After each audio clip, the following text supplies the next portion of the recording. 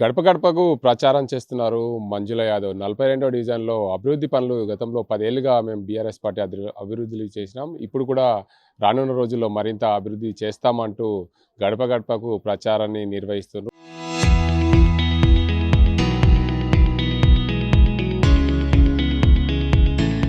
మంజుల Yadav 42వ division నుండి పోటీ చేస్తారు కారు గుర్తుపై. ఆమె ప్రచారం ఎలా కొనసాగుతుంది, ఈ 42వ డివిజన్‌లో ఎలా ఉంది అనే అంశానికి సంబంధించి వారిని అడుగుదాం. చెప్పండి మేడం, మీరు ముఖ్యంగా 42వ డివిజన్‌లో గతంలో కూడా ఇక్కడ ఎంతో పనిచేసింది బీఆర్ఎస్ పార్టీ. మీరు 42వ డివిజన్ నుండి పోటీ చేస్తున్నారు. ఎలా ఉంది ఈ ప్రచారం? ముందుగా ప్రజలందరికీ నమస్కారం. నిజామాబాద్ జిల్లా ఏదైతే ఉందో 42వ డివిజన్ నుండి నేను కాంటెస్ట్ చేయడం జరుగుతుంది. గతంలో నేను 14 సంవత్సరాల నుండి బీఆర్ఎస్ పార్టీలో కొనసాగుతున్నాను. ప్రజలందరికీ తెలుసు, నా గల్లీ వాసులందరికీ తెలుసు, నేను ఎప్పుడు కౌన్సిలర్గా లేనప్పుడు ఎంతోమందికి సేవ చేసుకున్నాను. ఖచ్చితంగా మీరు ఉండాలమ్మా అని చెప్పేసి కేసీఆర్ సార్ ఏదైతే చేసిన హామీలో, అంటే ఏమంటారు, మేనిఫెస్టోలో లేని కూడా తీర్చిండు. సో అదే నమ్మకంతో మీరు ఉండాలి, ఖచ్చితంగా మీరు చేయాలని చెప్పేసి నా గల్లీ పెద్దలందరూ నిలబెట్టడం జరిగింది. అదే నా మీద గౌరవంతో పార్టీ పెద్దలు కేసీఆర్ సార్ వాళ్ళు కానీ, మా నిజామాబాద్ ఎమ్మెల్యే, మాజీ ఎమ్మెల్యే గారు గణేష్ గుప్తా గారు కానీ నమ్మకంతో ఉంచి చేశారు. ఎక్కడ చూసినా కూడా ప్రజలు చాలా బ్రహ్మరథంగా నాకు దీవిస్తున్నారండి. వాళ్ళ ఇంట్లో ఆడబిడ్డలాగా, ఆడపడుచులాగా నాకు దీవిస్తున్నారు. గతంలో ఎవరు ఎంతోమంది ఇక్కడ నుండి ఏలినారు తప్ప, ఏదో ఓట్ల కోసం వచ్చి వెళ్ళిపోయారు. అమెరికాకి వెళ్ళిపోవడం, అక్కడ నాన్ లోకల్ ఉండడం తప్ప ఇక్కడ ప్రజలకు చేసింది ఏం లేదు. దానికి ఆ విషయంలో అంటున్నారు, ఇక్కడ మా ఆడపడుచు, మా ఇంట్లో బిడ్డవు, లోకల్ బిడ్డవు, మాతో పుట్టి పెరిగిన దానివి ఖచ్చితంగా అని చెప్పేసి, నాకు గల్లీ సమస్యలు నాకు తెలుసు కాబట్టి ఖచ్చితంగా బ్రహ్మరథం పడుతున్నారండి. ఇక్కడ ఎలాంటి సమస్యలు మీ దృష్టికి వస్తున్నాయి? మీరు ఇంటింటి గడప గడపకు తిరుగుతున్న పరిస్థితుల్లో వాళ్ళు ఏం అడుగుతున్నారు మిమ్మల్ని? గత ప్రభుత్వంలో మీరే ఉన్నారు, ఇంకా ఏమైనా ఇప్పుడు 2 ఏళ్లుగా కాంగ్రెస్ పార్టీ అధికారంలో నుంచి 2 ఏళ్లుగా కాంగ్రెస్ పార్టీ అధికారంలో ఉన్నప్పుడు మాకు ఏం చేయలేదు, ఏం చేసిందని చెప్పి వాళ్ళు అడుగుతున్నారు మీకు గడప గడప?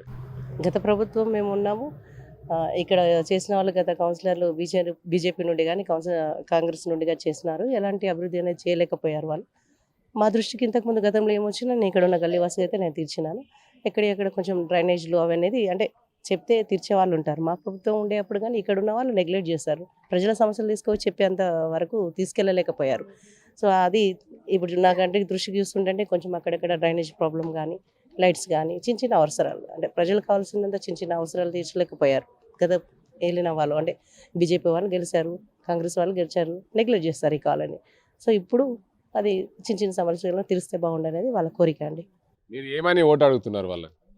ఖచ్చితంగా నేను ఇక్కడ లోకల్ బిడ్డను, ఇక్కడే పుట్టి పెరిగినాను, ఆడపిడుచు ఇక్కడనే ఆడపడుచును కాబట్టి ప్రతి ఒక్కరికి అంటున్నాను, తనలో ఒక బిడ్డలాగా నేను తీరుస్తానని చెప్పేసి హామీ వాళ్ళకు ఉంది. గతంలో చేసినాను కాబట్టి, కౌన్సిలర్గా లేనప్పుడే చేసినాను కాబట్టి ఇప్పుడు ఉంటే బాగుంటుంది. వాళ్ళు అడిగిన విధంగానే నేను వాళ్ళ నమ్మకం కాకుండా ఖచ్చితంగా గల్లీ రుణం తీర్చుకునేలాగా ముందుకెళ్తున్నానండి.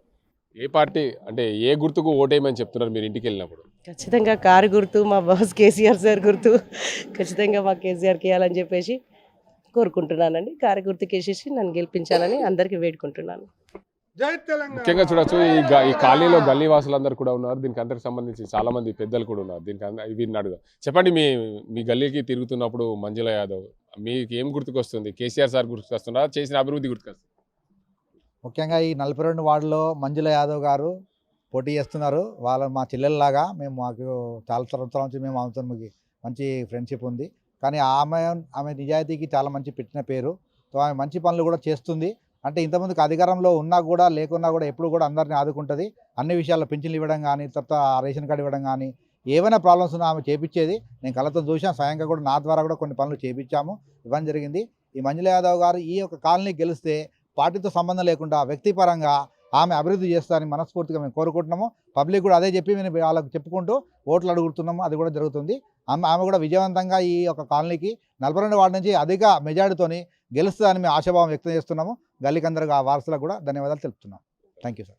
మొత్తానికి చూడవచ్చు, 42వ డివిజన్లో పోటీ చేస్తున్న మంజుల యాదవ్కు కారు గుర్తుకు ఓటేసి గెలిపించాలని చెప్పి కోరుతున్నారు. దానికి అందరికి సంబంధించి, ఎందుకంటే గతంలో బీఆర్ఎస్ పార్టీ రాష్ట్రంలో అధికారంలో ఉంది. అయినప్పటికీ ఈ కాలనీలో చాలామంది బీజేపీ, కాంగ్రెస్ కౌన్సిలర్లు గెలిచారు. వారు ఎక్కడ కూడా అభివృద్ధి చేయలేదు. అప్పుడు అధికారంలో ఉన్న పార్టీ వైపు వెళ్ళి వాళ్ళు ఎక్కడ కూడా సమస్యలు పార్టీకి చెప్పి తీర్చలే. నేను అధికారం లేకున్నప్పటికీ కూడా ఈ కాలనీలో ఉండే బిడ్డను నన్ను ఆదరించండి, నాకు గతంలో మీకు చేసిన అభివృద్ధి గుర్తుపెట్టుకొని నాకు ఓటేసేయండి, కారు గుర్తుకు ఓటేసి నన్ను గెలిపించండి, ఖచ్చితంగా మీకు ఎల్లవెల్లా అందుబాటులో ఉంటాను, మీ బిడ్డగా నన్ను ఆదరించండి అని చెప్పి ఇంటింటికి గడప గడపకు వెళ్తూ ఓటు అడుగుతున్న పరిస్థితి. ఇది ఇక్కడ పరిస్థితి. కెమెరా అజిమ్తో Gangareddy, RTV Nizamabad. Local to global news at your finger tips.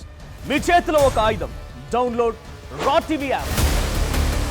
Media legend Ravi Prakash is back.